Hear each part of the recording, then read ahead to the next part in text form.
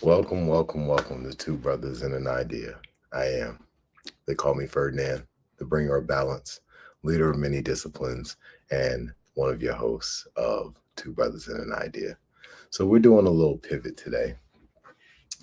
Obviously, we're usually talking high science on multiple different topics, multiple different disciplines, multiple different ideas on that, right? But we got a special treat for you today, right? So we're in episode 30, and we're going to be focusing on art from our melanated artists. And I got a new host, right? Let's bring this brother to the stage, an amazing artist, Nayland Smart. Peace, peace, peace. Appreciate the intro. Appreciate the intro, man. How's everything going, brother? Oh, doing fantastic, my brother. Doing fantastic. How about yourself? Man, no complaints, no complaints whatsoever. Just taking in the new energy, ready to share, ready to embrace the new challenges as well as the triumphs. Facts, facts, absolutely. Yes, So, sir. when we look at when we talk about art coming from melanated artists, who are some of your inspirations in that space? Appreciate that. Yeah, man. Definitely, it definitely, even though photography is my medium of projection through artistry, my inspiration wasn't just photography or visual artists. Definitely, of course, it was Gordon Parks, who was a great storyteller as well through his artistry and his craft. But also, it was people like Michael Jackson. Just his level of projection as an artist and his ability to translate what he's been doing and what his vision is through his music is something that I really, really resonated with over time, as well as, straight up just the revolutionary aspects of our great leaders like Malcolm X was a major inspiration for me because he wasn't afraid to speak to his community and to the world, but it wasn't unfiltered. It was genuinely how he felt, in a lot of his older works and depictions of how we see him today. So when I just look at black art, I also look at Alvin Ailey as well. Got to add that in. Also, Alvin Ailey, just that presence of a black dance, um, energy, not just energy, but the system that he created, the opportunities he created for everyone over time. It's still thriving. It's still going without him. That was something, with my background being dance from back in the day. I always respected Alvin Ailey's ability to tap into that finer art presentation of black dance and connect that with the contemporaries through time. So yeah, that's kind of me there. Yeah. Oh, shoot, I can't hear you. Hold on. I really appreciate all those references. Yes, All sir. the artists you called out. A couple of them really stuck out. Like so for me, Gordon Parks, he stands out. I got a long background in photography and video. Um, Hmm. but I think it's really important that we show off their work, that we talk about their work, that we get an understanding of their life, the things that they went through, because that really influences an artist's creation. I The agree. things that they go through in their life. So when we think about Gordon Parks, there's a lot of conflict that this brother was dealing with. He Hmm. on some high level individuals, and he was in a rare position for a brother at that time. But help me with a couple of the other artists that you gave out. Tell us a little bit more about their life. So definitely someone I referenced earlier was Alvin Ailey. Alvin Ailey was pivotal in the, I guess you could say, representation of black dance into the more mainstream aspects of entertainment through society. So, well, not just mainstream, but also on the higher exclusive end. So, kind of like the opera houses, when it comes to performances that are, ticketed events that or even being able to dance for dignitaries or perform in certain spaces that are commemorative to certain things, you know, being able to access those type of opportunities, Yeah, is they do look for talent, but there also has to be a track record of professionalism as well as high end performance capability. And Alvin Ailey has always been there, not just in mass to provide choreography for a lot of these type of things, but also cultivated and helped a lot of Black dancers thrive, whether it's through personal opportunities or individual opportunities in dance. So you can kind of trace dancers from Alvin Ailey that have danced with people like, choreographers from Michael Jackson and Janet Jackson and people back in the day that really had that type of presence when it came to Black entertainment.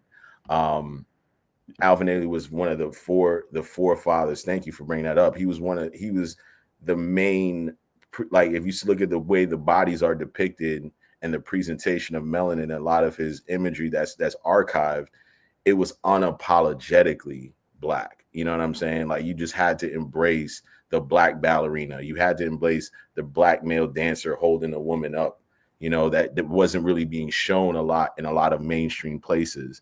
So for me, as a young man growing up, you saw the Rockettes, you saw different things that were presented in entertainment, especially when it came to dance, but wasn't everything Black dance was always presented in a tribal way, right? Like, kind of like the presentation of like tribal attire. Not that there's anything wrong with that, but to show dancers in more of the contemporary light that are Black faces, I felt like that was so powerful for musicals, for just people being able to see grace and power all in one. That's what I think dance represents, grace and power, like a visual representation of that.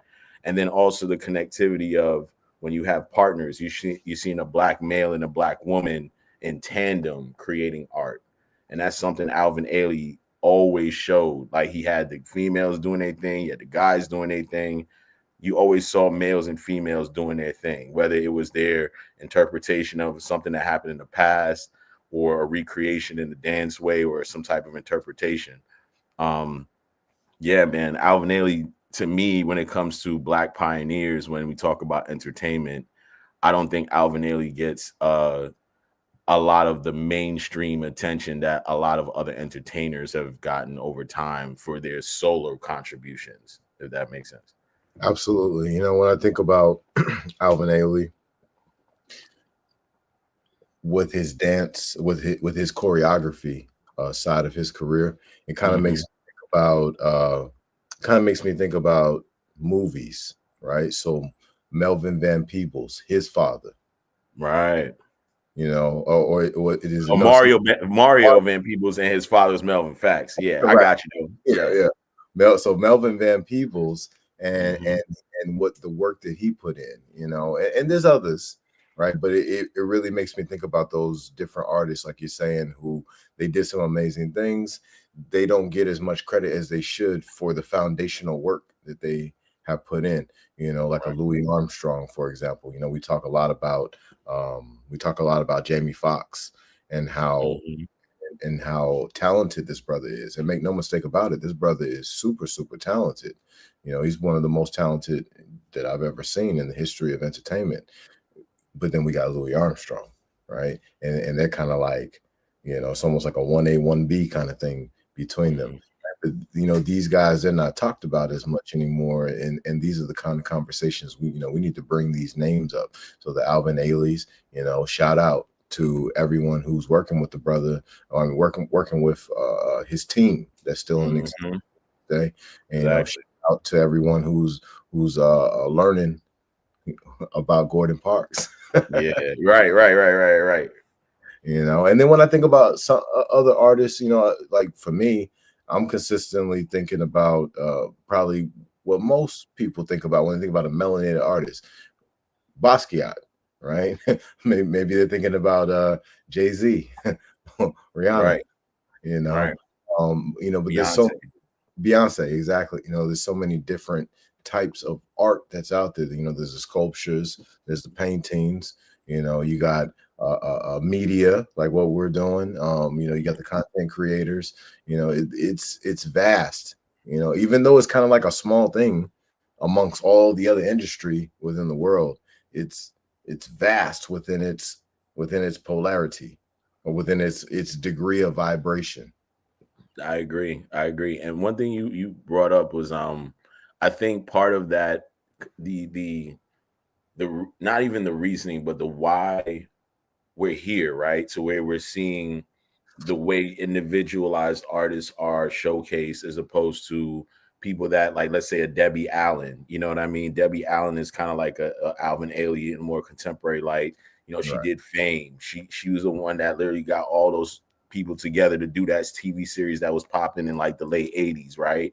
And that was based on LaGuardia High School in New York, you know, that actual people like Nicki Minaj went to and actually learned to do art on a lot of different levels, but then they catapulted to something else. And the connectivity of all these things is like us as Black creatives not truly understanding the systems that of kind of like the ebb and flow or the way things go in these industries that we're partaking in, because we're not the ones that set the rules, right? We're the creators, we're the ones that actually are pushing out everything, but we're not the ones setting up the spaces where people can view things. We're not the ones creating the tangible discs that people can take home. You know, like even just these images that are being created, this is housed somewhere for people to access, but people still need to know about it to access it. So when we have something like a Black History Month, right?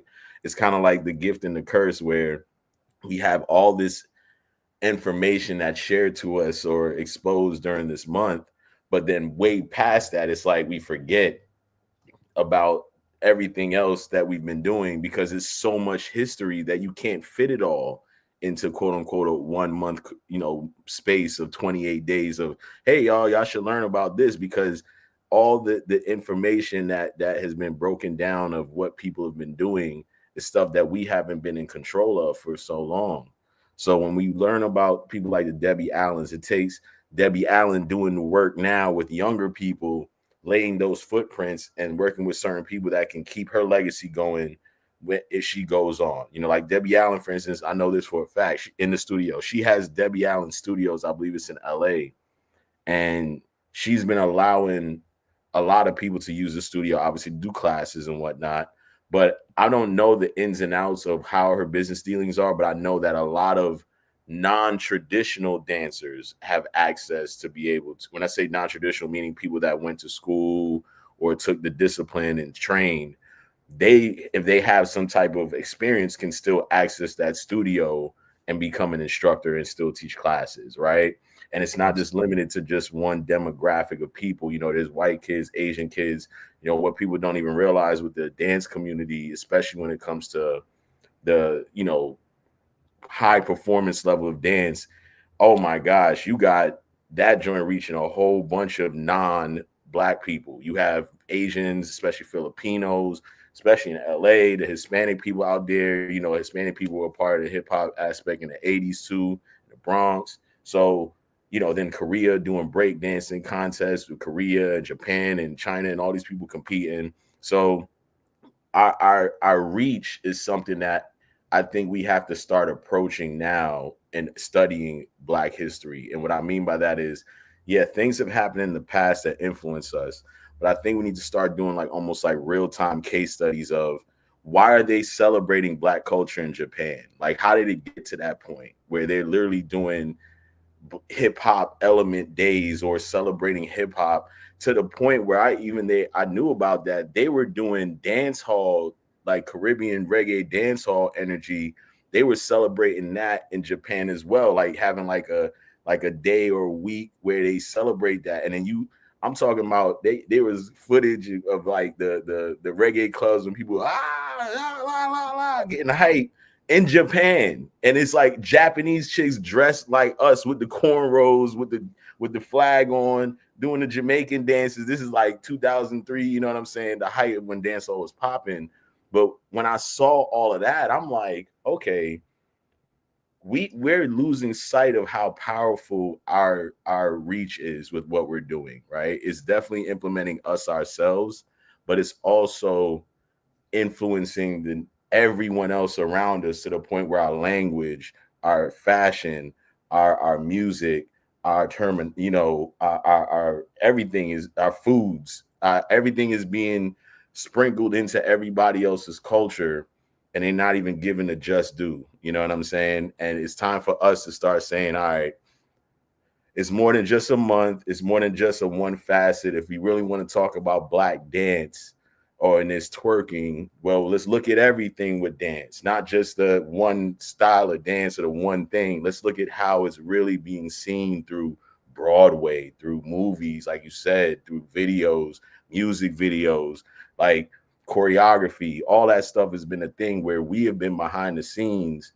literally doing so much as part of what makes the bright lights and the production of things happen in entertainment. But a lot of us don't get that proper just due. But it's up to us to start telling the history now. So I'm glad you actually asked me that, and I appreciate you allowing me to share that, because yeah, those two people, Alvin Ailey and Debbie Allen, to me don't get as much praise that I feel like they should get. Not just them, there's other people too, but them specifically. When I see what's happening now with entertainment and choreography and dance and everything, I'm like, yeah, certain people, I'm seeing that somebody was there that probably learned from someone that really knew. Hey, Kendrick, we got to teach Kendrick how to dance the Super Bowl, and y'all got to dance behind him and not make him look like he doesn't know how to dance. Like, that's an art to itself, you know? It's a lot of behind the scenes work that's happening that Mm-hmm. you know, us don't see. But you know, I want to take a quick second to give some love to my homie Mega Bills in the building. Appreciate you, brother. I want to give some love to the homie Day Day, Purple Do-Rag in the building. Appreciate y'all for coming out. You know, please keep tuning in to Two Brothers and an Idea. We're going to keep giving y'all some fly content, but we're also going to be giving y'all that science, right? But we're going to touch a multidisciplinary we're going to use a multidisciplinary approach to go about whatever it is we talk about, right? So let's go ahead and let's give some shout outs, right, to our sponsors, right? So hey, everybody out there, right, go to your phone right now and go to nsmartt.art. Listen, go check out the website.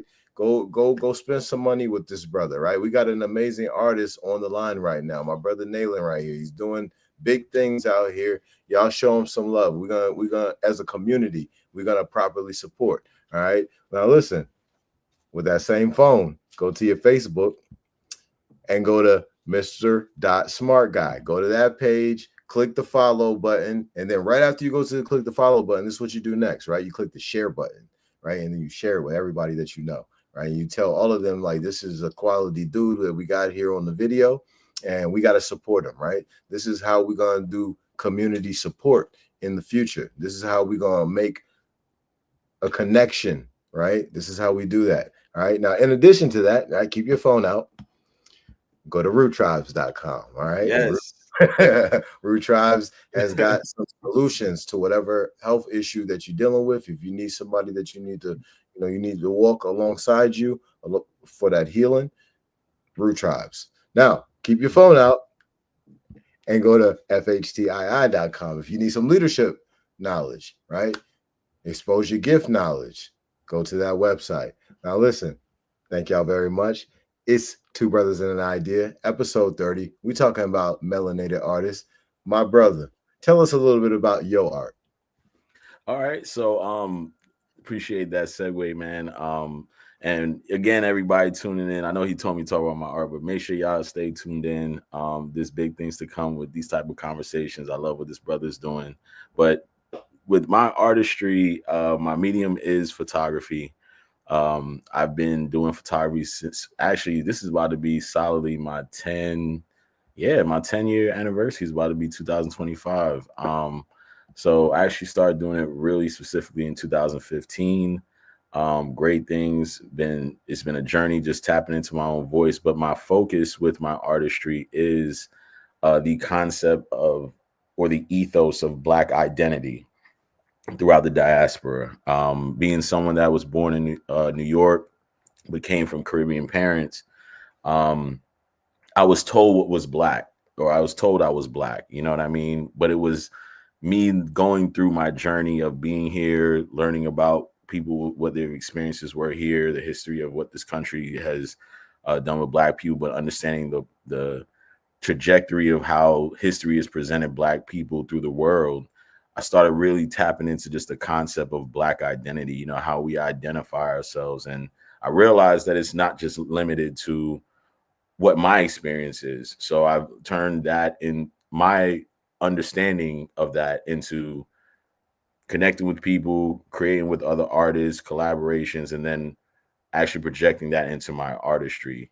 So what you're actually seeing now, which I appreciate them showing, is a virtual art gallery that I recently created, which is compatible with PC, phones, tablets, VR as well. You can literally walk around, interact with the artwork. It has music playing as well in the background, which you probably might hear through the feed. But definitely it's something pretty new, pretty hip. But the virtual space is a way for everyone to experience the artwork and not feel limited to the traditional sense of how we've always seen art in traditional spaces. I think that's still a great mechanism for people to see art, but it's led me to the journey of my experience of doing exhibitions that a lot of people don't access art physically anymore. Whether it's their own, you know, mechanism of going out and seeing it, some of it's a lack of exposure on their part. Um, but the virtual space is a way for us to definitely tap in. And then some of my previous works, I have done an art magazine a couple years ago called Seasoning Magazine, which highlighted the local art scene in the area of the 757. The first edition, you know, featured some local artists that at the time were, in my opinion, setting a groundwork of positive exposure to the art scene in a contemporary way, you know. And then there's the second edition as well, that it was a photography edition that was actually pretty dope. We actually published over 85 local artists at the time. I'm So getting not some I'm getting some Warhol vibes over here. yeah, so yeah, the flyer was done by Down and Gross themselves for my solo exhibition. That was them doing that. I didn't tell them what to do. I was like, oh, okay, I'm gonna rock with it, you know. So I gotta shout them out for that. Yeah, but the second, I mean the one on the right, the purple one, was definitely a collaborative experience. And yeah, man, it was definitely a great time capturing those things and really spotlighting what was happening at the time and seeing the trajectory that a lot of those people are on today. It's pretty dope, you know. And it's still going to be updated with some recent things that I have in the works. Like right now, I have a connection to the art scene, which is a group out in Richmond, Virginia. They do a lot of art events out there. They are actually sponsoring an exhibition taking place at the Basement in Richmond, Virginia. And it's a private space, so they do open it up to when they do like certain events like First Fridays and events that they are just, you know, participate, have the public participate in and access. But that's also why I created a virtual gallery, so as things are being documented, people can connect with that and see how they can. Yes, and then I do, of course, do personal photography work. If everybody needs services, that is my price list as of right now. Please don't be afraid to reach out, you know, whether it's Instagram, whether it's Facebook, whether it's email, and let me know what you're trying to do. You know, the artwork is definitely more than yeah, that's a little setup right there. I gotta connect the boom boom. Yeah, you see how it works, y'all. It probably might not I'm like, hold on, Adam. You like, yo, Well, I'm gonna show y'all how it works real quick. Hey. it's all good. We'll stop right there with it. But yeah, Yeah, everybody yeah. out there, y'all know what y'all need to do. All right, this is Yes, how you yes. click through. This is how you navigate through the Look, it's web. like, yo, it works. He's like, And yo, it works. you go straight to the places where you can spend some money. All right, spend some money with the brother. All right, and And everybody who also, come up here, we gonna put your business out there too, and we're gonna make sure that everybody's spending some money with you. We're about to become a very strong community. Go ahead, my brother. I'm I listening. appreciate it. Nah, you good. You good. I was gonna say, like, also for everyone tuning in, uh, definitely the virtual space is gonna be constantly evolving. So there is gonna be more taking place to showcase other people and other aspects of artistry that's taking place, whether it's, footage of a, interview that I do, or just content that someone else like yourself, like you see brother Ferdinand around here doing this thing. He's might have some footage you all that can see through the gallery space soon, so definitely stay tuned. It's going to be something not just limited to just artwork, but please support this brother right here and just the community as it progresses, and then you're tapping into what you're seeing from me. There's more to explore. Don't be afraid to branch out, take the next step. If you see you want to get more info, Google it.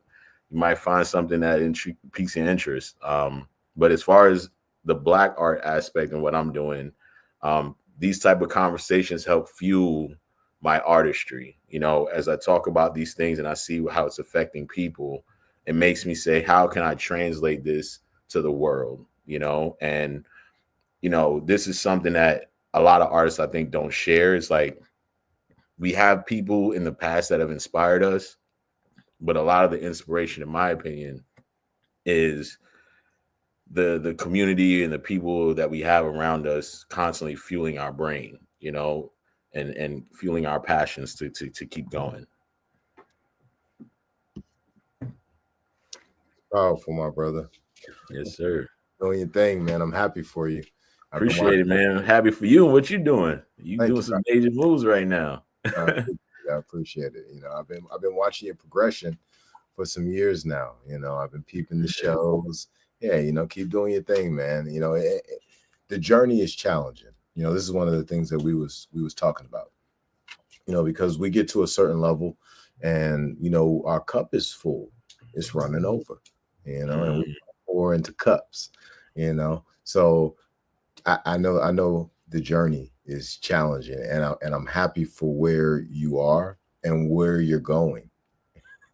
Appreciate that, man. Appreciate that. And same, man. I've been seeing your progression as well, man. Just really just staying steadfast in your approach of not just sharing content that people can benefit from, but really being consistent in the, I guess you could say, the empowerment aspect of our community. You know what I mean? That's something I've seen with all the different stuff over the years, whether it's, you putting some video footage out there, doing a live stream, whether it's sharing some information and breaking it down. I think just as a community, we have to start really embracing the different perspectives. Like I was saying to you a while back, everyone has a voice in this, but what makes our community thrive is when we can all see the benefit of everybody's role in society, and we can learn from each other, but also help pour into each other, right? Like, so you reaching out with this opportunity to speak to you, man, it's dope, because not just I see more to come, definitely, but even in this moment, it's like the connection, you know what I'm saying? The alignment of like, all right, you're evolving, I'm evolving, but the world around us is evolving, but people are literally trying to tap into more behind what they're seeing. It's literally like they're trying to get context of like, why am I seeing this, or why am I seeing these colors, or why am I seeing this presented to me in such a way where I understand it, but I only understand it a certain way, So you've always been very methodical in how you approach different topics. You know what I'm saying? I've even seen, you people, let people know, like through messaging, like, hey, this, online, like you trying to comment a certain way, but you're not even approaching this in a certain way. Like, you very objective in your mindset of clarity. You know what I mean? And I think for people that are tuning in, really stay tuned with this brother and what he's doing, man. He's really tapping into a lot of facets of how we view the world.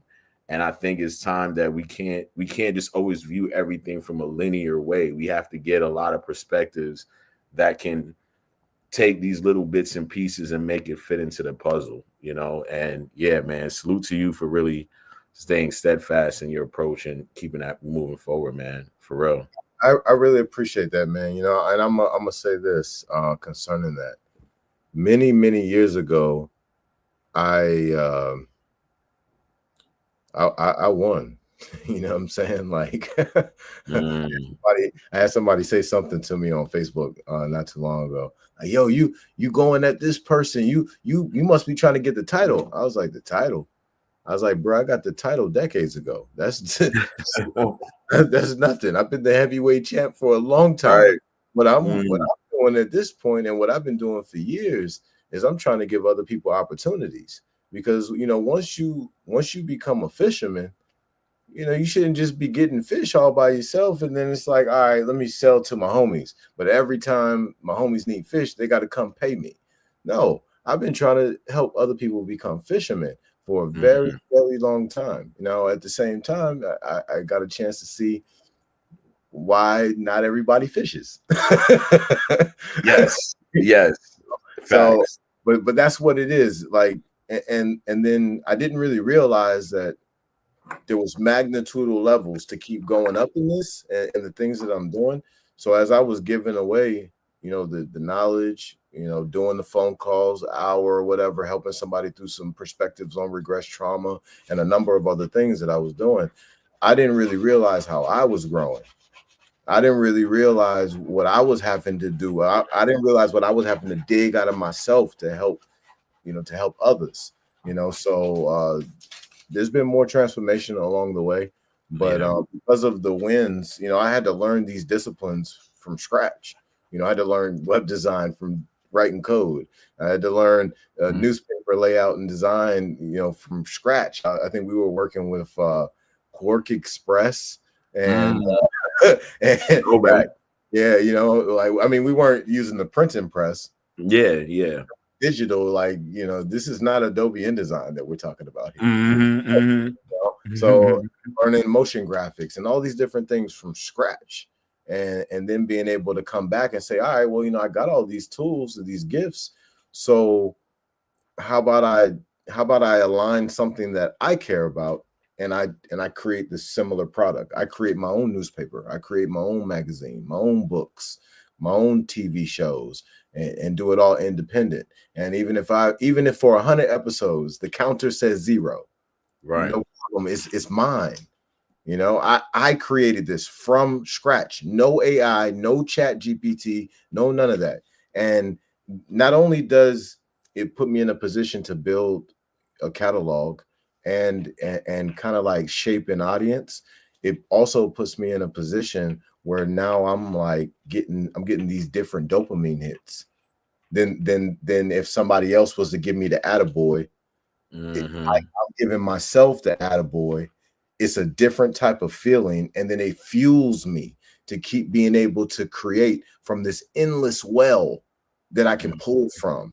I don't know if I explained that well, but oh yeah, that's spot on.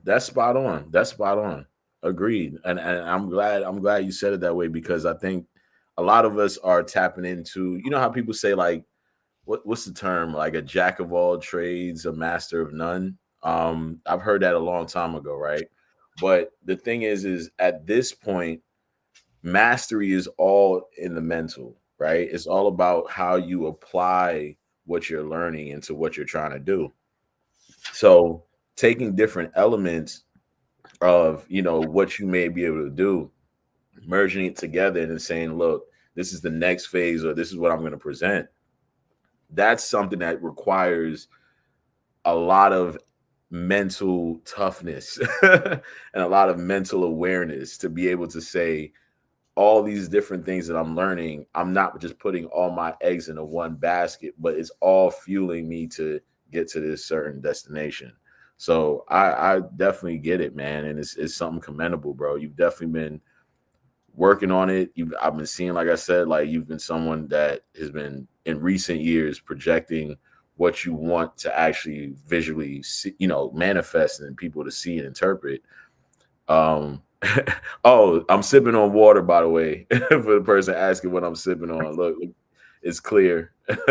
You're doing that real water, alkaline water, real quick, get right. So that's what I'm sipping on. But anyway, back to the whole thing. Yeah, man. And I think, again, for me as an artist, that as being in a lot of spaces in society as the artist and representing artistry or Black art in certain spaces, I realize how finite our approach as Black artists have been, or how artists have been throughout time, because we've limited ourselves to just what we create.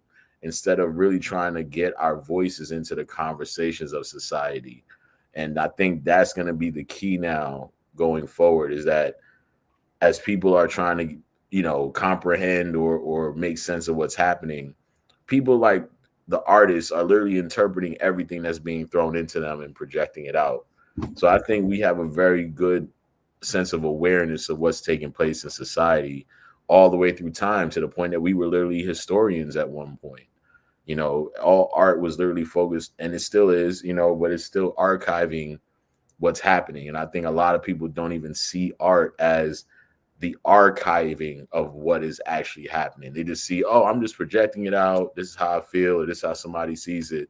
But 10 years from now, the Mona Lisa, at one point, somebody was like, that's not good looking art. I don't like it, or it's not worth whatever. But it's still being presented to this day as modern, historical art, and the art thing that people need to see. And the thing is probably the size of a laptop. I think a lot of people don't realize how literal art imitates life, life imitates art is.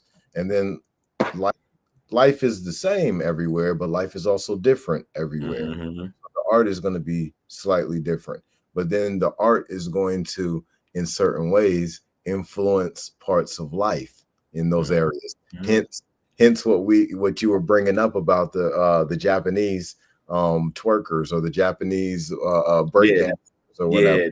I see Korean twerkers, and then I'm looking at ladies in these different African nations, and these ladies look like they just bought something off of Nicki Minaj's website. Yeah, man. It's literally just the bouncing back and forth of it, right? And as again, as society is literally doing this and that, we as the creatives are literally in the middle, just seeing the tide shift, and we're just literally just constantly going into a sense of historians. We're literally historians in a lot of different ways, in how we are projecting our art, whether it's visual, whether it's audio, whether it's something that was a song that was popular 20 years ago, or a meme that happened, a long time ago, or even that happened last week. It shows the sign of the times that we're in. You know what I mean? The comments is crazy. Shout out to the homies Smart Pop in our pod tomorrow, man. No doubt, man. I'm gonna try to connect with y'all. I'm sorry, man. When I see comments, I'll be trying not let them pass when I see it pop up. Yay! He's like, look, I'm here. He's like, I see you. Yeah, you didn't think I was gonna imitate you. He's like, nah. He's like, boom, right in your face. I see you.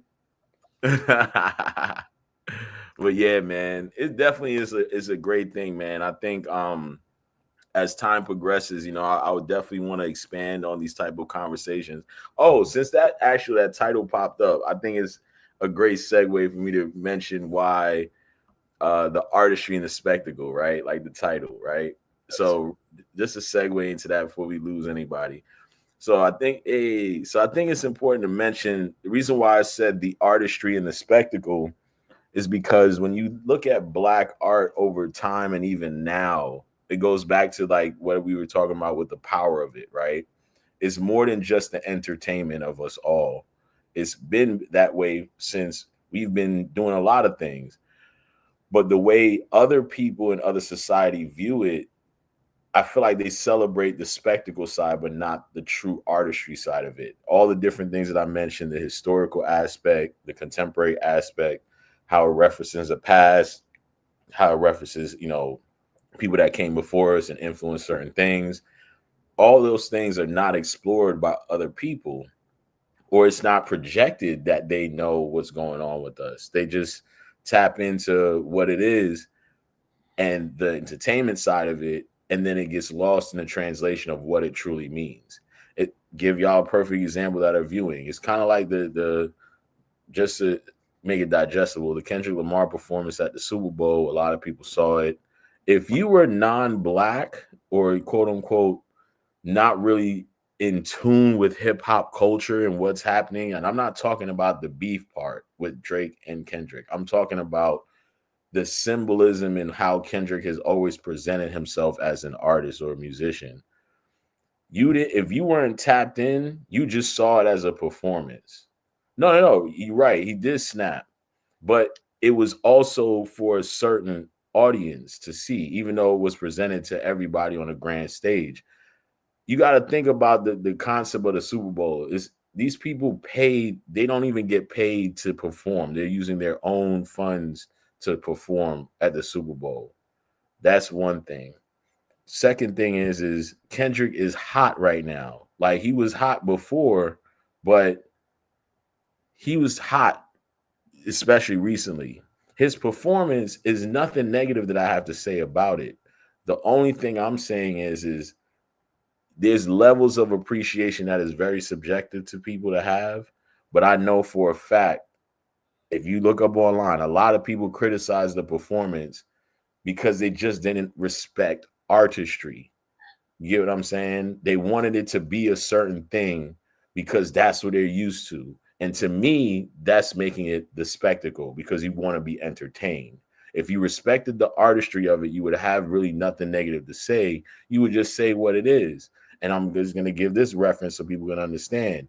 Nobody was complaining when Shakira and J-Lo was on stage at the Super Bowl shaking their bombs and doing all these dances over there, doing Let's Get Loud. Nobody was complaining about that. Justin Timberlake was on the Super Bowl doing his thing. Nobody complained about that. Nobody said, "Oh, the messaging, I don't get it." He ripped off a whole wardrobe malfunction on Janet Jackson, and the backlash was on her and not him. So, if you want to talk about the artistry aspect, like if you really respect it, you wouldn't have anything negative to say about the performance. You just be like, huh, okay, it's art, it is what it is. I'm gonna keep it moving. Not saying you shouldn't be entertained, but to criticize something because you don't understand it, that's where I go and say, all right, you're probably just looking for the spectacle side of it. And so when I look at black art, especially black art over time, when we talked about Debbie Allen and Alvin Ailey's and all these influences that people like that have done, there are different spurts of what people find synonymous of black art and identity of black people. So when you think of twerking, you think of black people. Mind you, nobody talks about the belly dances. Nobody talks about the dances of Hispanic women doing certain things. You know what I'm saying? Moving their hips a certain way. Like it's always been in the face of us being well, look at what they're doing. And whatever justification of what you want to do, it's not even what I'm talking about. I'm literally saying again, it's the artistry side of it and the spectacle side. And it's not just black art, it's art, period. But to really respect black art, you have to know that both of those things exist. And I draw the line in saying that you can't criticize black art just from the spectacle side and shun the artistry side. And this is what society's been doing for a lot of over time by literally putting everything in a Black History Month. So now in Black History Month, we're gonna show the Wiz. Oh, now it's Black History Month, we want to show Roots. Oh, now it's Black History Month, we want to show y'all this performance of so and so singing the national anthem. You know, nah, like it's the artistry and the spectacle. And as black people, we got to understand it's those two things. And for the monetization to happen, they're not paying us to show off the artistry. They're paying us because they want the spectacle side of things. You know what I mean? Like that's how I'm seeing You know it. So what? Let me touch that for a second. All right, let's go back to the Super Bowl halftime show. This is something that Purple Durag and I we've talked about quite a few times privately, as well as on Late for Breakfast podcast that airs every Tuesday at 8 p.m. Anyway. But yeah, so the Super Bowl, I think that the artistry was dope, right? But at the end of the day, I'm one of those people. I see past those types of things, and I'm looking at how control works when we're talking about rituals that bring in hundreds of millions of people in multiple different types of ways, possibly billions of people at this point because of the reach of social media and television airwaves and things of that nature. Now, what I'm looking at with that Super Bowl halftime show is how the artistry relayed a message of revolution and rebellion from a group of people who don't know anything about those things. They might say, "Oh, 400 years, my family."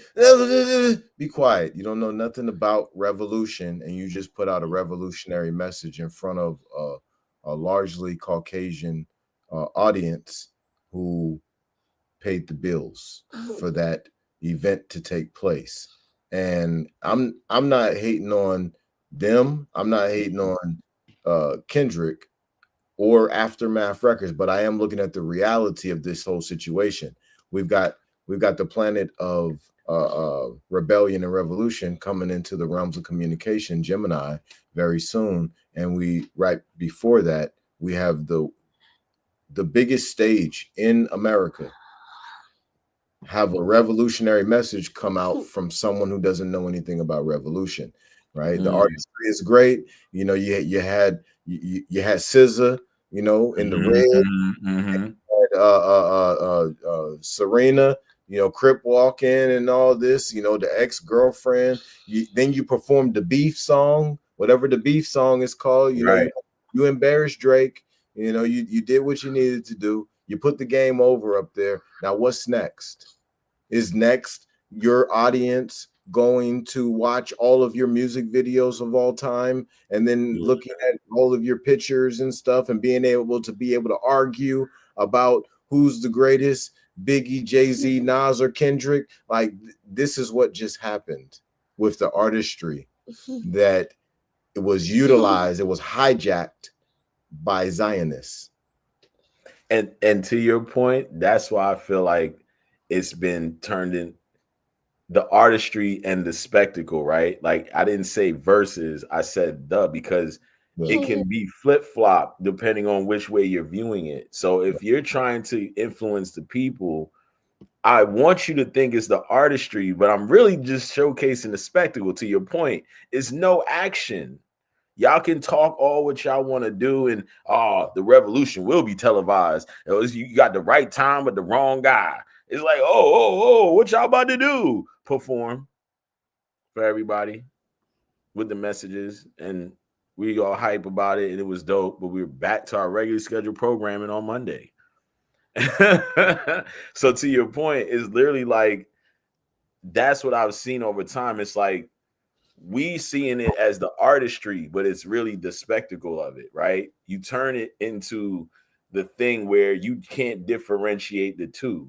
But what you just broke down is no wrong or wrong. We're saying both the right things. The funny part is the people are embracing the spectacle side and saying it's art. And then the artistry is being projected, and it's like, yeah, I'm inspired. And it's like, we know. We're watching the same reactions in the digital age of what the reactions were in the Colosseum during that age. We're just watching how things work in Rome. Man, it's the same thing. It's literally and I'm so glad you said that, because literally that's the spectacle. You had people fighting for their death, for life or survival, freedom, whatever was dangled in there, whatever, but for the entertainment, enjoyment of people. And so when you have our essence of Black people throughout the diaspora and what we've contributed, you can go across all types of spectrum of artistry and entertainment and see how it has been taken or watered down from what we've done to a more presentable way of consumption for the masses. We like what you're like. That's another reason why, just to bring that up, I thought it was ironic. He had Samuel Jackson out there dressed as Uncle Sam, also telling him, like, this is how you should operate, right? And if you look at the guy Samuel Jackson, he's been an actor for so long and he's done so many different roles. But one iconic role he played was in Django, where he played a guy named Steven, who was a house slave, who was like the epitome of a house slave. So him playing Uncle Sam and trying to tell and censor Kendrick or whatever, they knew like, how revolutionary is it that they told him, yeah, do all of that. We want you. These people are approving the performance. You think it's really about the messaging or the fact that they want you guys to consume more pizza? We want you to consume more food. We want you to buy more alcohol. We want y'all to go to work the next day. We also want you to listen to music and the same songs that are being played everywhere, being put in commercials. We want y'all to hear that too. So we got to make sure that y'all feel hype about this. No, people were literally tuning into the Super Bowl to just see the performance. And mind you, the energy was kind of been like that for a while with the Super Bowl, where people would say, "Nah, I'm tuning in just for the Super Bowl performance." But we all know that that platform was created that way for a reason. The fact that these artists have to put their own money into their performances is already like ding, ding, ding. That should tell you something. Hey, look, we want y'all can perform out here or not. And then another thing to add, how ironic was it? What, 2 months before they had a football game where they just did a Beyonce performance and allowed her to like almost like a Super Bowl, right? That was exclusive to Netflix, right? Like you had to be tuned in to see it, but it was like I was watching this joint like this is like Super Bowl. Like I'm like, okay. And then I realized I said, bruh, this is funny that they are at one point the country music people were saying Beyonce is not country music. Now she getting country music Grammys.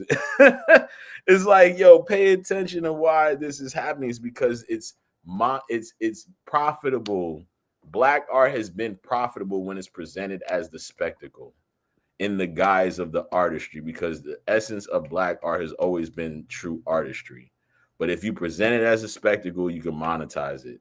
And that's why I had to really say to myself, like, these type of conversations about black art are happening behind the scenes where people are trying to monetize it and make money from it while we don't even know and appreciate what's being created. We don't have a true understanding of authentication of what we're doing. We don't in artistry. We don't have a true concept of value what we're doing. We don't have a concept of ownership. So when all these things are being projected, we're getting literally, encompassed or taken over by the people that see the value in it and want to monetize from it. And we're like, well, shoot, we could get a check or we could get this. Let's go ahead and do it. But over time, again, as people are perceiving things and projecting it and influencing other things, they're not truly appreciating the artistry side of what we've been doing this whole time. It's been something to really dissect when you start looking at everything across the board when it comes to black art and entertainment, especially like the fact that they always showing slave stories, bro. To this day, they'll gladly put a slave story out in a movie. Let me touch that real quick, right? So I'm putting something up on the screen for everybody, and I want everybody to understand how suggestion works. Okay, suggestion is very, very powerful. What we experience in repetition, we ultimately become. Okay, we start to shape our existence with the repetition of whatever it is, repetition of habits, repetition of shapes that we see, colors that we see, things that we smell, things that we put through the secretions of our skin, things that we put in our mouth. Ultimately, all of these become electrical impulses in the brain, starts to shape a reality, right? So if you want to shape a group of people's reality and they've all said, hey, I'm going to watch your TV, I'm going to use your iPhone, I'm going to use these social media platforms, and you've got the permission by them to give them poisonous suggestions, well, they're never going to grow, right? They're going to stay in a state of fear. Remember, when we talk about spiritual paralyzers, we're talking about fear, guilt, doubt, disbelief, despair, shame. Well, when you bring up a bunch of stories on slavery and the major atrocities that happened during those times, and this is the entertainment, this is the spectacle. Well, what you're ultimately doing is you're keeping a group of people locked in a certain time period, right? Very similar to what we see in these trauma reactions from people who have issues with their parents, or they have some other types of issues along the way, and then they shape a perspective and belief of themselves that is not necessarily worthy in those situations. So they act out behavior that we call trauma reactions. Well, this is how you do that with a whole ethnic group of people, and you'll watch Facts. it happen in real time. It's part of the national narrative, the national propaganda, to keep a group of people who could be considered the sleeping giant on the planet, the sleeping Nephilim on the planet, and you're making sure you keep them asleep for as long as possible, because the day that they wake up, they'll retake the entire earth. Facts, man. Facts. And I'm so glad you saying that, because that's literally it, y'all. For everybody tuning in, that's what I broke down, is literally the frontward approach of what it is. What he just broke down is literally the whole mechanism behind it, like why it's even a thing. You know what I'm saying? And that's what I'm also seeing. Like, we got to start looking at things in layers, right? There's surface level stuff, like there's the symbolism, yes, but then it's like, but why though? Why is it like that? Why is it presented that way? Why does the red, white, and blue has to be seen presented in a performance in a lot of different levels, right? Like, why we had to be seen in this. Uncle Sam had the old get up with the hat, the propaganda imagery, all of that. It's the performance and artistry side, but like you said, it's all these different things stacked on each other. The time frame of when this came out, the spotlight, the cameras of when it came out. You know what I'm saying? What songs he did perform. You know what I mean? The songs that people are familiar with, the songs that people are not familiar with. Like, it makes you literally go on the spectacle of the roller coaster, right? Like, you gotta go ups and downs to really, oh, that was a great ride, y'all. I think I want to do that again. And to your point, that whole ebb and flow of it and that control is what makes people like numb to it, but yet yearning for it, right? It's like we we're so accustomed to seeing black art presented in such a way that it's always been the spectacle, bro. Like, it's always been that hand in hand, to the point where you got to go deep in the archives of our culture to pull out the footage of Jackson 5 content. And it's Yes. like, well, why is it like that? Because these is a young group of black men doing their thing. Brothers, is showing family, is showing all of these other things, natural state, talent. Yeah, but these were on high end stages, bro. These are the shows that were when we didn't really have TVs like that, and it was starting to become a thing. And black people was probably still having black and white TVs while everybody else was having color, and the big joints are tuning in. Yo, these people were on the Ed Sullivan show. They were on what's his name? The dude Casey Kasem and Cher, Sonny and Cher show. All these stuff on the 70s are appealing to white non-black audiences. And they were in the forefront, killing it, sought after, all that stuff. But it's like, when you go look up Jackson 5, you're like, dang, I gotta go through the portal of YouTube or whatever to see it. Not saying that it shouldn't be that way, but it's just, you have to really immerse yourself now into really researching and finding out information about us to Yes. really appreciate us.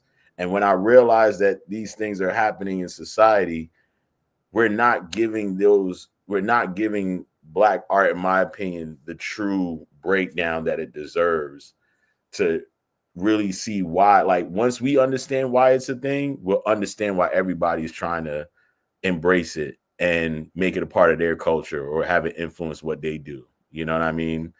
Right. It's happening, So yeah. And that's all a big part of that great awakening that's taking place right now. As people wake up, the part of the wake up process is not just understanding the truth. It's also pulling out of ourselves who we truly are, right? So this is called educo, to draw out from within. And when we draw out from within, well, there's a whole lot of Jay-Z's. There's a whole lot of Nikola Teslas, and the Nikola Teslas of the descendants of the ancient Americans who are us. They make Tesla look like he was in 5th grade with the kind of stuff he was doing. Y'all, we got to look at that pyramid on Giza. That's the most. Some of the most respected scholars that I'm aware of have all called it the most powerful power plant that's ever been created. The most important power plant, not the most important structure, the most important power plant that's ever been created. When we look at the way it was built, it not only is the most important power plant, it's also the largest instrument, musical instrument that's ever been created on this planet. I will say, as far as what we know.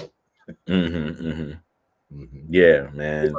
So when we talk about artistry, you know, we can bring in our ancient ancestors in that conversation, and it just kind of unfolds even more. You know, it's like a whole nother layer of conversation. But then when we come back up from our ancestors and we come back up to now, see, that's the beauty of what happened when the Europeans who were in control here said, you know what, we're gonna have a glass ceiling on all these guys, but we got to take the glass ceiling off a couple of these industries because we want to make a whole lot of money. So let's take the glass ceiling off of this music industry. Let's take the glass ceiling off of this sports industry. We got to let these guys soar if we want to see them really do some stuff that everybody is wowed by. Well, next thing you know, Nayland and Ferdinand are sitting here talking about how the whole world has been influenced by these individuals. Talking about dancing in Japan, twerking in Korea, wearing super tight clothes and super revealing stuff in multiple different African nations where they don't even have paved roads. This is art. This is the spectacle. Art imitating life, and then life imitating art. I agree, man. I agree. I love it. And to your point, that's why it's like, again, breaking down the art and the artistry and the spectacle side is important, because that's literally what society is, man. It's the artistry of everything, and then the spectacle side. Like, what happens before social media, something happened in the street, everybody stopped and looked. Like, what the heck is that? You know what I mean? It could be abundance of things. That's the spectacle of it. You know what I mean? The person that's screaming, leave me alone at Walmart, that's being recorded. That's a spectacle of life.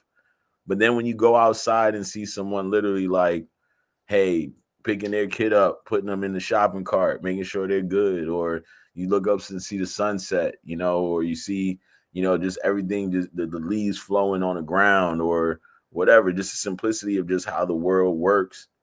That's the artistry of it. You know what I mean? The ability to walk past somebody, they give you a head nod, you give them a head nod, no words exchanged, just a head nod of a salute and keep it moving. Or it could just be a smile, it could just be nothing.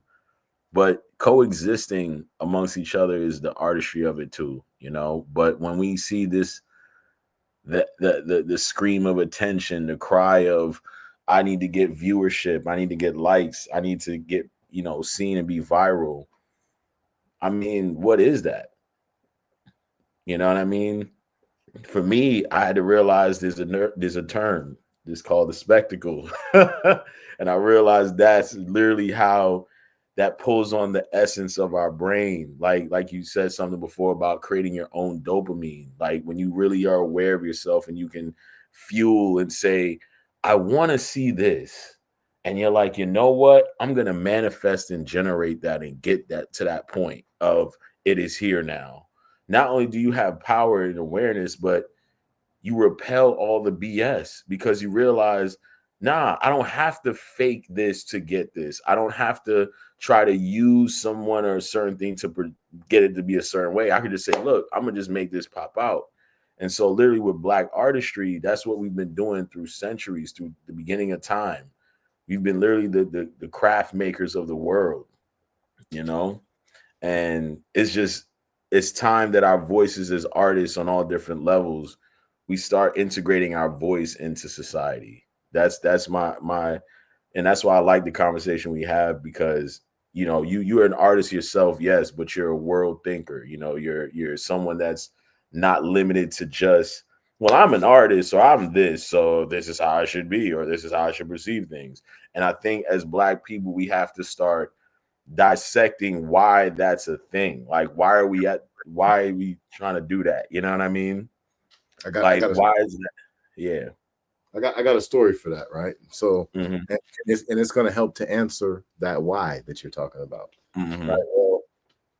Well, I served in the military for 14 years, and I served in multiple combat zones. So the thing about that is this: when you're a combat photographer, when you're a combat journalist, you're more than likely, well, I ain't gonna say, I don't want to speak for anybody else. Let's say me. Yeah. I identified as that combat journalist. When people would talk to me, it was conversational currency. And I didn't understand what I was doing by identifying as that combat journalist, right? And we got a lot of people out here who are identifying as things. I'm a welder, I'm an actor, I'm a this, I'm a that, not realizing that most of them ain't doing those things independently. Most of them doing those things on behalf of some company. And there's nothing wrong with it. Get your money, right? Everybody out there, get your money. However, understand that one day you're not that anymore.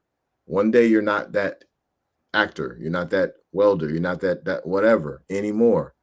Unless you do it on your own, you fund it all yourself. You built the platform yourself. You write the scripts yourself, or you take your money and you outsource for those things, right?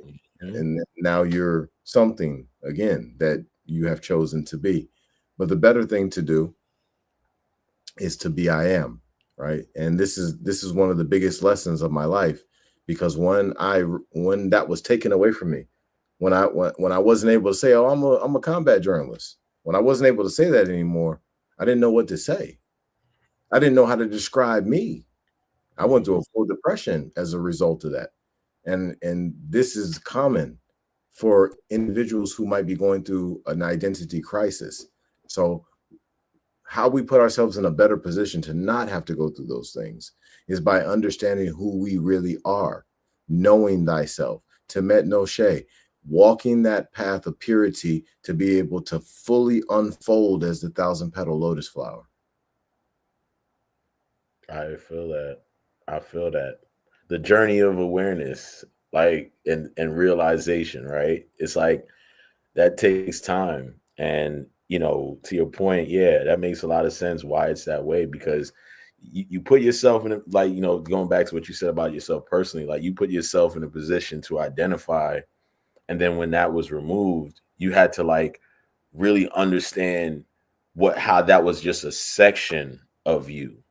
There was really way more to you that created you, even to the comfortability of identifying with that aspect.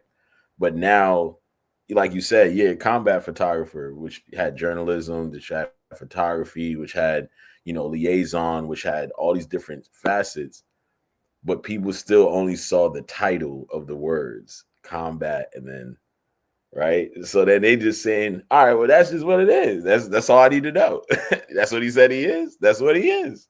And that's when I realized again, what you just said is it echoes the sentiment of even the stigma of being a Black artist, or saying I do Black art, or, expressing myself in that type of medium or that presentation. It's like you feel like you're confining yourself at times, but then when you start breaking down the levels of Black art, you realize it's deeper than that. Just like you said, combat photography, what you just described, I would have thought you were just there just taking photos in the war zone.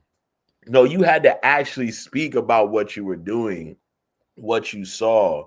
People came up to you and said, excuse me, what you doing, or what's up with this? Because you are dressed a certain way, but you're not moving the way that they see. It's like when you see that in nature, like that duck, you see everybody in that single file mama duck, and then the baby ducks line up. But then there's that one duck that's veering off a little bit. You're like, okay, what you doing? But then they get back in line. You know what I'm saying? It's like, nah, something's different about that duck.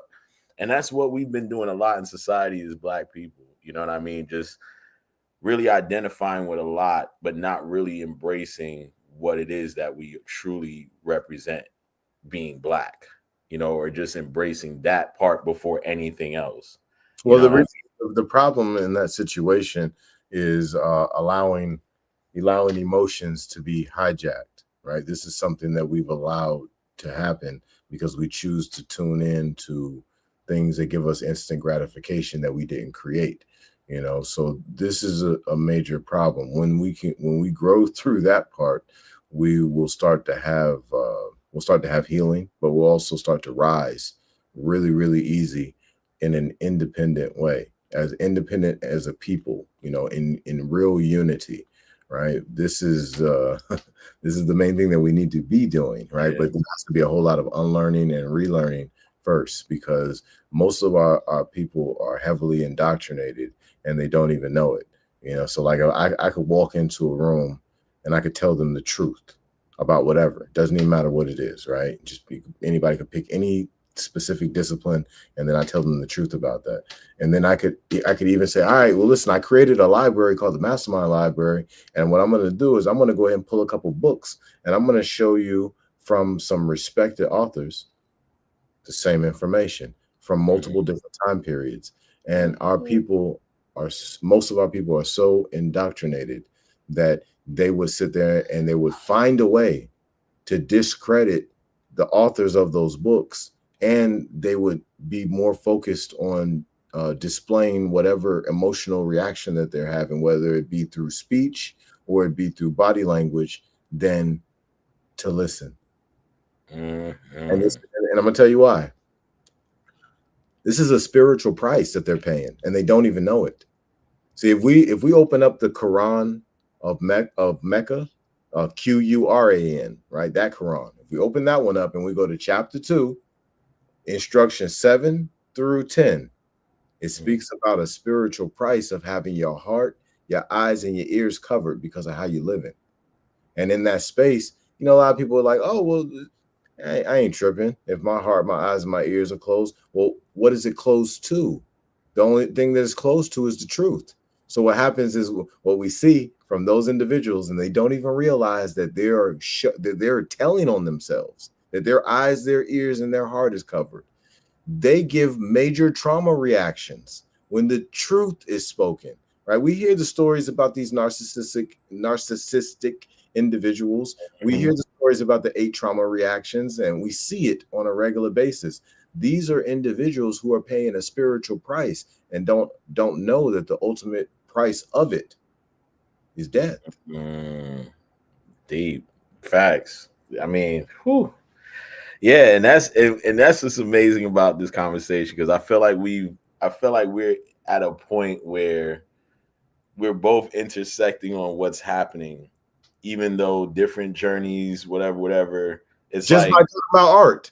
Yeah, just by talking about art, which is amazing, and that's what makes this a great thing to really share or just activate or cultivate all those different things, is because the conversations about Black art, bro, is to me the main purpose of even why I said the artistry and the spectacles, because the conversations behind it, man, is what fuels it.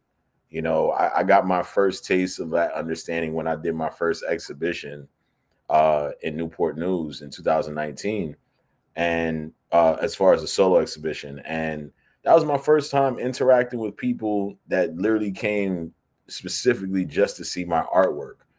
And it was young people, old people my age, people I never met before, people that I knew for a while. And the conversations about how people perceived it or what they interpreted from it really made me understand the deeper essence of art. It wasn't is definitely a big thing about projection of what you have internally. But like you said, art imitates life, life imitates art. And when you start really understanding what you're projecting as an artist, you really pay attention to what's fueling your creativity, what's fueling your essence, your ethos of where you're going with it. And after a while, if you're one of those people that were dropping a post online and or dropping a picture of yourself as a model or a photo as a photographer or a dope video clip, a lot of these people don't last. A lot of people don't last as far as keeping it going because they didn't have the ethos really understood of what they were trying to do as an artist or what they were trying to project. They were, like you said, focused on the smaller essence of it all. Like, all right, if I was saying I'm a, huh? Can I touch that just for a second? Yeah. So I've been blessed to do a speaking engagement on at a financial conference coming up this Saturday, right? And word. So for the promo, they did a live video on financial freedom, and they asked us a bunch of questions. So the question that they asked me, the first question was, what's the biggest mistake that people make in this journey, going after finances? And everybody was asked the same question. My answer was that most people don't start off with the proper foundation of truth, right? And the reason why I wanted to bring this up is because I think it aligns directly with what you're talking about. When you don't start with the proper spiritual, mental, and physical foundation, you set yourself up to hit your head really hard on a glass ceiling that you didn't even know you put there. That is so true. Like, it was something, to your point, it was something I learned a long time ago of the law of the lid. It was a book I read. It was I believe it was Robert Maxwell was the author, and then that book was the 21 Irrefutable Laws of Leadership. John Maxwell. John Maxwell. My bad. I said Robert Maxwell. John Maxwell. And one of the things they referenced was the law of the lid. And the concept is like you just described, literally people literally creating their own limitations to where you're placing yourself in your own box. That's why I was making a little graphic of like, because like you said, it's going to be a process of realizing that you were even in a lid or you had a ceiling that was placed there, but you're the one that placed it there. It's like literally hitting the top, and then you're like, I just hit my head, and then you're like, wait a second, I could just push this over and just get out this one. How did it get there? If I'm able to just move it over like that, how did it get there? Dang. Sunlight hit you. It's like, I didn't even realize I created that. I did right. that. And then you blink, and then it's like, oh, you're in open space. And to your point, like that's what I see a lot of conversations needing to happen. Like, we got to get people to that understanding of freeing the mind and freeing the confinement. And part of it is the dialogue amongst each other being conducive for growth or foundation or building wealth, ownership, health, finances. A lot of things align with what we need to really pay attention to as people. And I feel like so much has been hijacked in our airwaves of Black community, Black people, that it's time that we start pushing back against this and pushing back by, literally how you have everybody doing the spectacle side. The conversation is also, to me, the artistry. You know what I'm saying? The proper conversation where we can have dialogue and it's not taken over by emotional points or, not addressing reality or facts of what has happened. This is where the chaos takes place.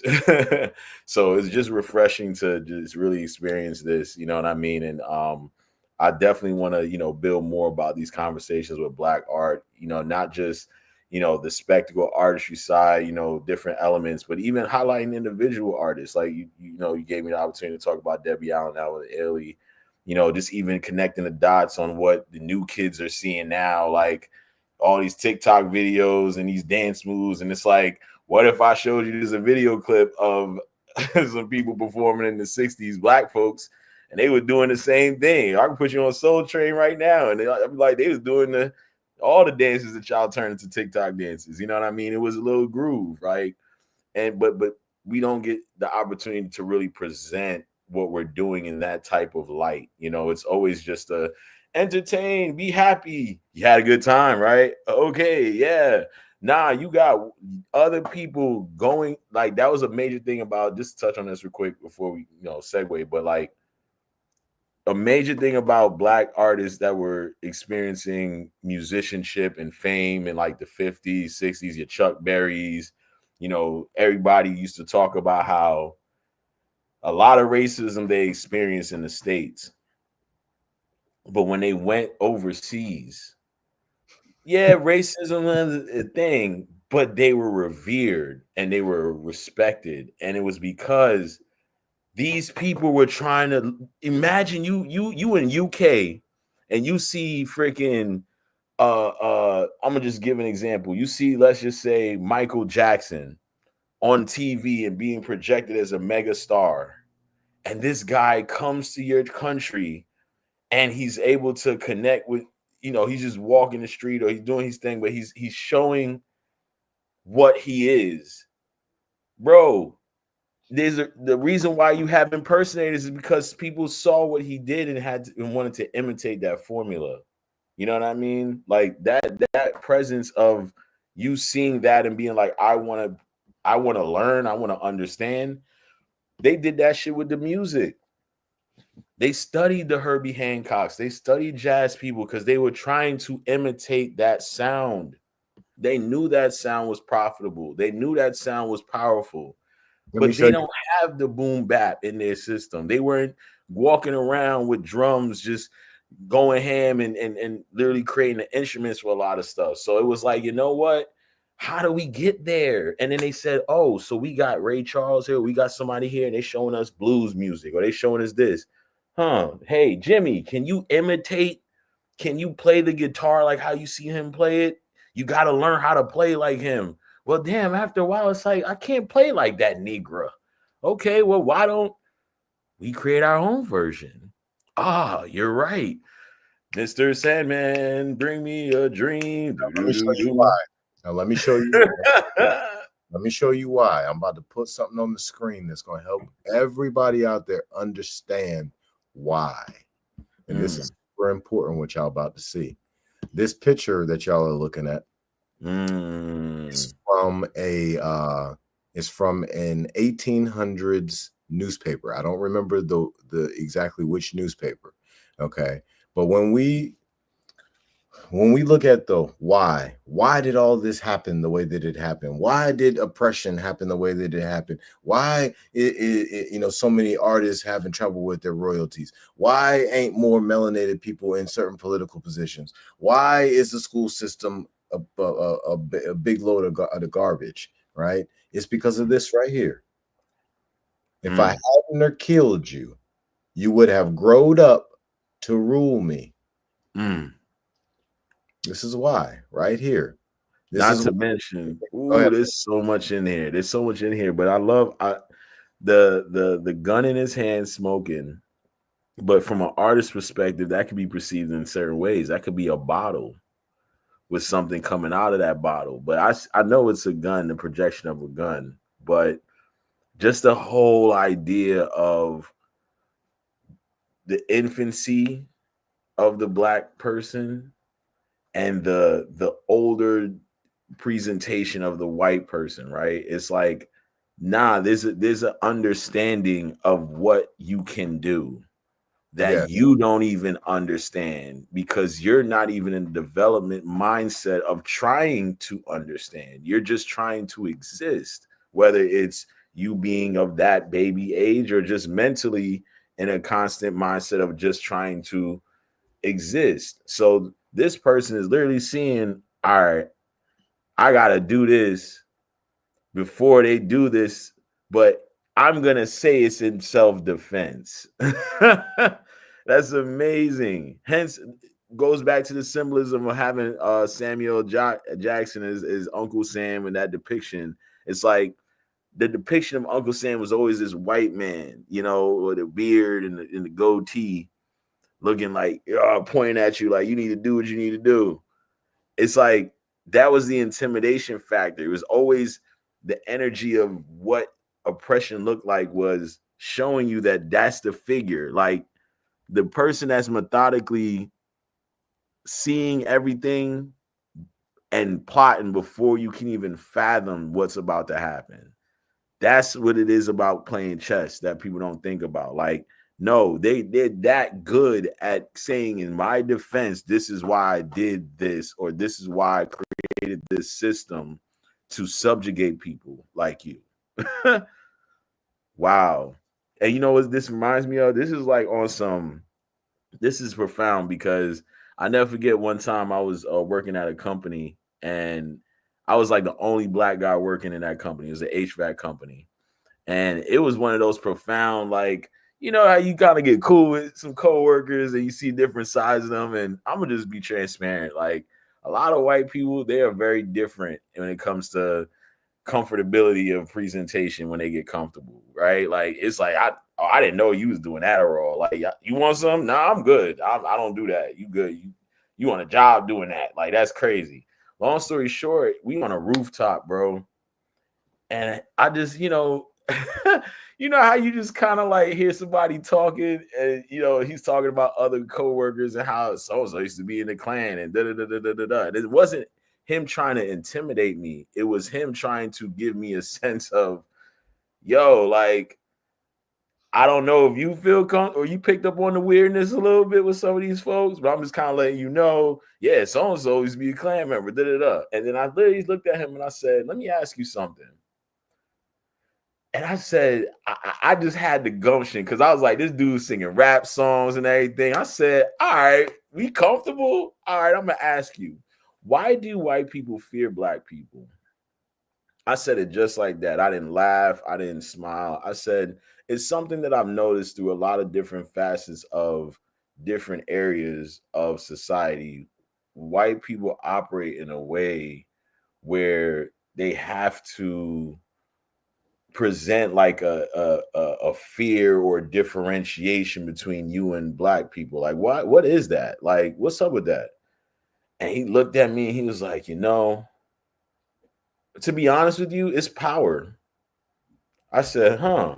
He said, yeah, man. Like, if you really think about society, like some people gotta be doing stuff with a sense of not really trying to be going up in the world, or some people have to feel like they gotta have other people beneath them to do certain things. And like, look at slavery wasn't just in Africa, or it was a lot of places around the world. It was literally a thing that was done to build foundational societies and cities across the world, and having people being subjugated. So yeah, it's a power dynamic. Like white people want to have some level of power, so they start with black people.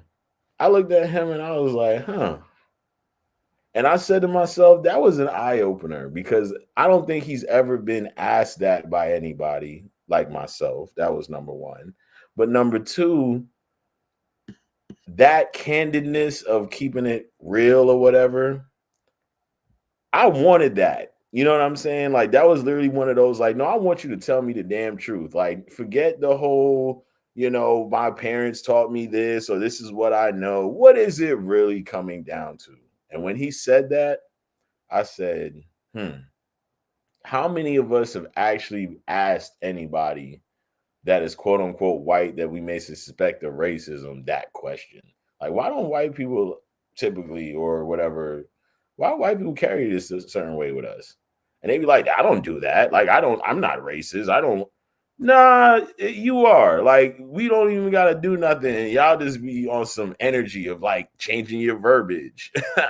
Oh, you know what I'm saying? Like, why you got to change the way you talk around me? Like, that little stuff like that is so subliminal, right? Dominant and recessive genes.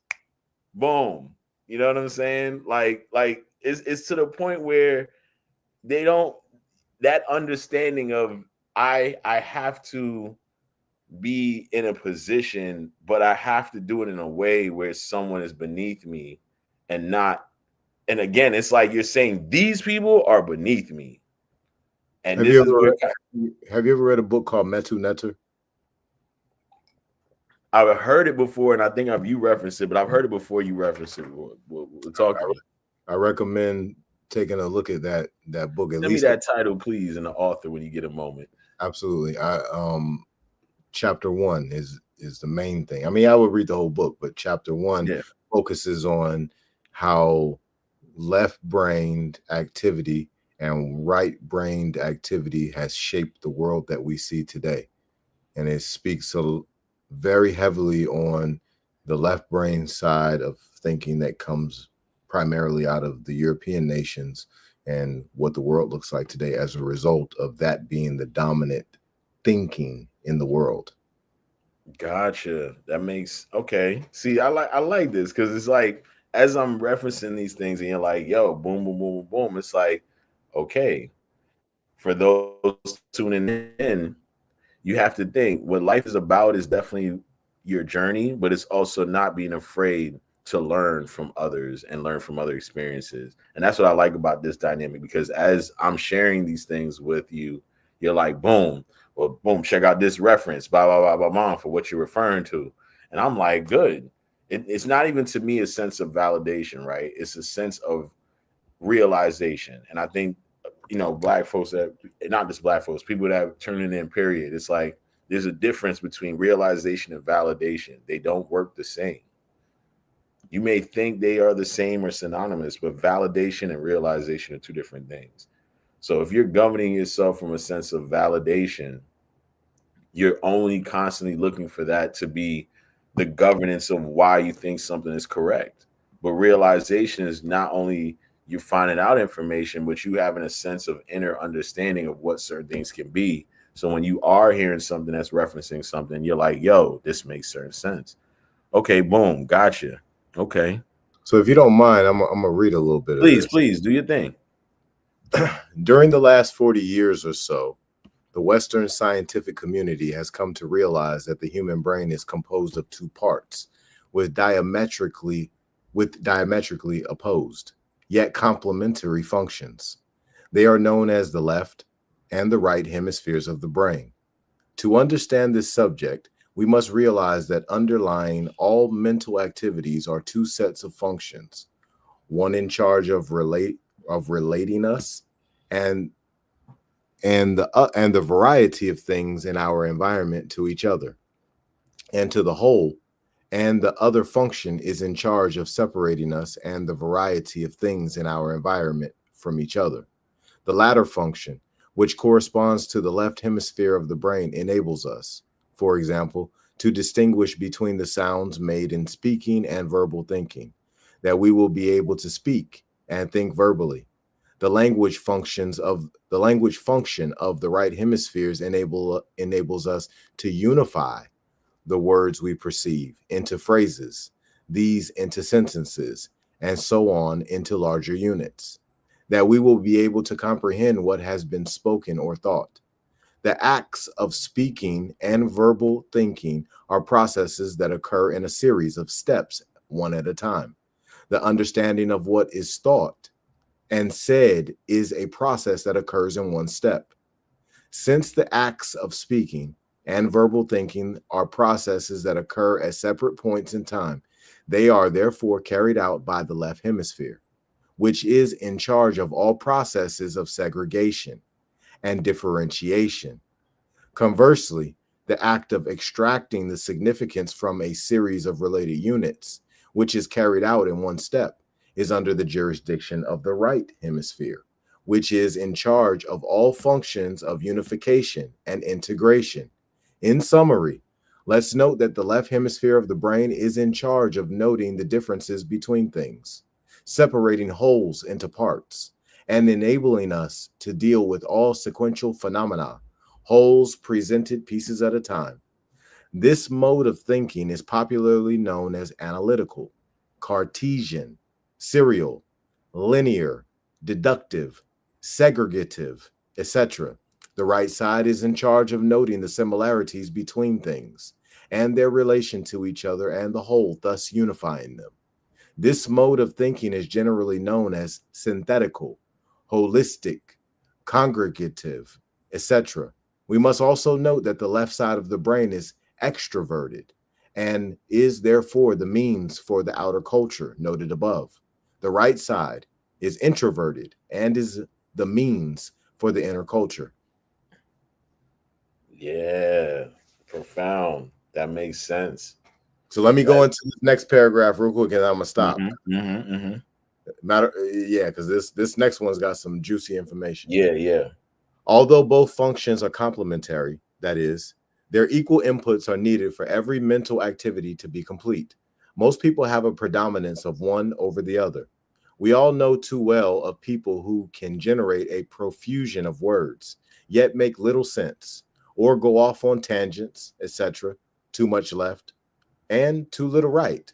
On the other hand, we know of people who are not very expressive verbally. In fact, are poor communicators, yet are profound. Critical to this book is the fact that these hemispheric differences are not randomly distributed through society. Men in general are more left sided than women, and so are members of the white race in comparison to non whites, a well known fact to Western psychologists. We will come to learn that hemispheric differences are one of the main shaping forces of cultural differences and the historical events that such differences have engendered. In fact, without this concept, there can be no science of history or psychology or anthropology or understanding of religion. Dope. That is dope. That makes a lot of sense on why Black people are the way they are and why we don't think. Again, I talked to you on the phone earlier, and I was like, we don't think about systems as Black folks. You know what I mean? Just naturally, of all right, we doing this over here. Let's make a system. Let's create a authentication aspect. Like, think about how people are saying, like, the concept of pulling a black card from people. Who's the authoritative figure to say you're not Black if you don't know this or if you're not doing this? And it's a joke in society, but it's some real deep stuff when you really think about why everyone else feels so comfortable with our culture and we don't. Like, we don't see, like, we're embracing not all of our culture, we're embracing certain parts. And everyone else is literally sitting back and dissecting, like, I know there's Black people like this. I know there's Black people talk like this. I know if I say this a certain way, or if I act a certain way, if I got a certain haircut, if I say, I eat a certain thing, they'll connect with that. And they'll think I'm cool. Like, who to think that way is crazy. But if you think about it, it's normal for a lot of people. And it's normal for a lot of non-Black people that want to understand the culture of something else, how to figure it out. What they say, appropriation. I'm like, bruh, that's bound to happen. It's just with us, we don't have a governing mechanism of saying, nah, y'all can't do that. You know what I mean? Like, you don't see a bunch of us opening up Chinese restaurants. That don't happen. You might be thinking, why hasn't a Black person really done that? I can guarantee you in a lot of places, when I say they come together, the calendar that you see in there, the menus you see in there, the pictures that's being created in there, all the supplies they get is all amongst themselves. Chinatown is literally bringing a truck down from New York, distributing that shit to all these different Chinese restaurants or wherever part, and it's distributed to everybody else. They're not necessarily going to Walmart to get forks and knives and plates. That's how it's been for a long time. So if you want to get that container that shows it's Chinese food, that gives people that synonymous, like, you see the little shape of the joint, it says thank you at the bottom. You know what I'm saying? If you want to show that, you want to put the menu and put, Pad Woon Sin on there and you spelling it right, you gotta know that you're probably going to be faced with opposition, because that already is a system that exists already with their culture. You know what I'm saying? Everyone else has, especially not us, but everyone else has a way of governing their community. This is what we do over here. This is how we operate. If you want to be a part of our family, it's not just being a part of our family, it's learning and respecting our culture. You got to dress up with the sari if you dating an Indian chick. You go to that family over there and they got a quinceañera and they doing whatever, because you trying to be down with the family, dating the husband or whatever. They telling you this is what the family dynamic is. Yeah, you, and we respect you. We love you. But when you come over here, this is how you eat steak over here. This is how we do this here. Right. And mind you, this is somebody across the street. There ain't somebody we ain't going to their home country. They over here telling us this is how you operate when you trying to be a part of our shit.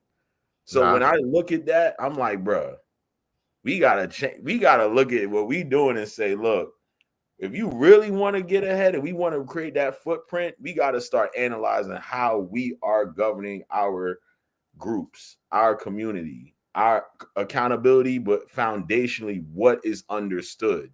You don't go, and we know this about negative aspects of our culture, but not the profound aspects. Well, let's get some more understanding real quick, right? Let's jump back in this book for a second. Go ahead. I was waiting.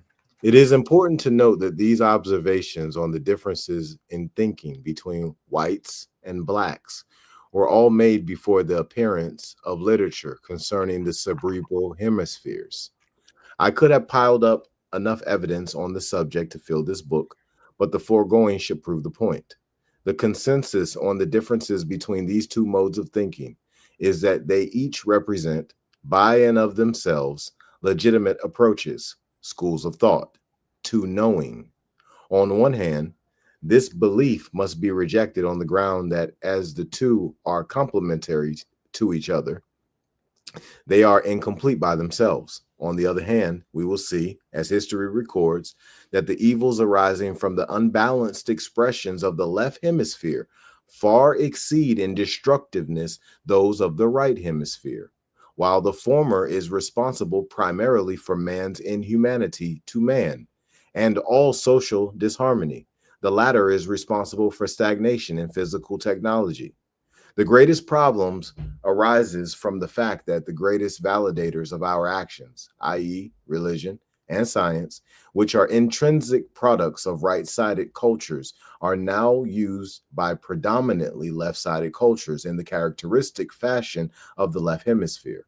Although the left side is totally incapable of truly religious and scientific thinking, the grafting of its processes onto these subjects has gone unnoticed due, on one hand, to ignorance, and on the other, to the military supremacy acquired by Europeans in the last 2,000 years. The results have been that scientific and religious validation has been given to false doctrines, practices, and institutions that now control the cultures of the nations dominating the world and set the culture trends for the others. It is important to see how this has come about.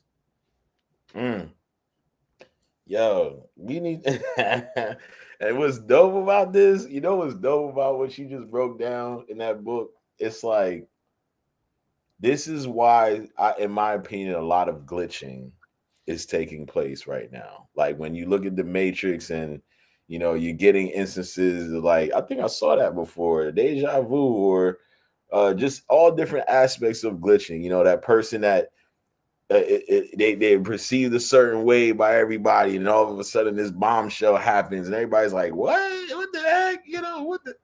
Just all of it, all the glitching that's taking place in society, economic stuff, the prices of stuff going up, everything that's happening, bro. It makes sense when you break it down that way. Who is controlling the systems of all these things? It's not us. It's not people that look like you and me. So to think that we can control these things or make enough impact to where the state that we have in it can change. I'm not saying anybody is wrong if they feel like they can infiltrate and be a part of something and do something for the better, right? Or the betterment of us. I just got to be honest with the track record. A lot of people been stepping into spaces and being the first of this and the first of this and being in spaces to whatever, whatever. But it's not really translating to us really being efficiently and self-sufficient as a group, as a collective. So when I'm seeing that not taking place, then I look at it like, all right, not saying, yo, we just need to just jump over there and say dead everything, but we got to start looking at systems of how we operate, even sharing money, sharing information.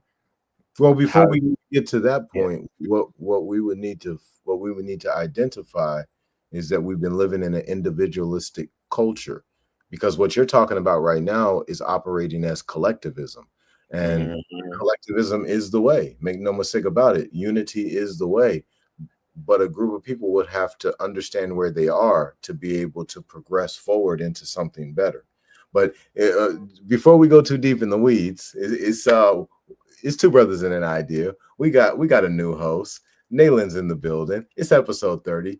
Melanated artist. We talking about him today. Listen, we about to go ahead and close it down, but I'm about to give my man Nalen a chance to go ahead and give his closing remarks. Hey, I appreciate that, man. I really enjoyed the conversation. Just want to let y'all know as a public, this is a great intersectional point that you are looking at right now. Yes, the collectivism of ideas is what you're literally seeing happening. Um, I definitely am coming from a place of the diaspora and Black artistry and Black community, but it's time that the voices of myself and Black artists start really getting heard. So as you're tuning into this, collectivism progression taking place between myself and this good brother, you're gonna literally see more about myself. You're gonna see more of what I'm tapped into, but you're also gonna learn more about Ferd as well, man. He's going to be shedding a lot of light, but stay tuned, stay posted with everybody. It's all about positivity. Sometimes you have to just break things down to build it up properly. And I think you guys are witnessing in society right now that happening. A lot of things are starting to get broken down so we can properly build it back up with the proper structure. So stay tuned, man. We are building on this. Follow the the FHTI page, FHTII.com page, so you can stay tuned on everything. You get more information from me going forward, but stay posted. Keep going, man. We're gonna be live. We're gonna be definitely hearing more about art for myself, but it's time to just tap in. So as you guys are hearing everything, don't be afraid to reach out to the page. Let him know what your thoughts are. Let us know what you're feeling. You can reach us up directly. You can hit me up directly. You can hit good brother up directly as well. Again, FHTII.com is where you're going to see a lot of content, a lot of footage. Also, FHTII on Facebook. Please tune into that. Tune into F underscore H underscore T underscore II on Instagram as well. Much love, man. Appreciate the dialogue, and let's continue to build, brother. I really appreciate this, man. My brother. This is a great conversation. And I was telling you before we started that this was going to stretch me because I don't really jump into art conversations as much. But this is an area of conversation that we all need to be touching, because many of our brothers and sisters are out here operating as artists. Some are operating as artists as a hobby. Some are paying their bills with it, right? And we got a lot of them that are doing one or the other in that space. I'm one of them. Nalen's another. Then we talked about some who have went to the top of the top, the Debbie Allens, the Alvin Ailey's of the world, and the Gordon Parks, and so many more, right? So let's give reverence to these artists. Let's put some respect on their name, right? And listen, thank y'all very much for tuning in to Two Brothers and an Idea, episode 30. We're talking about melanated artists. Listen. expose your gift.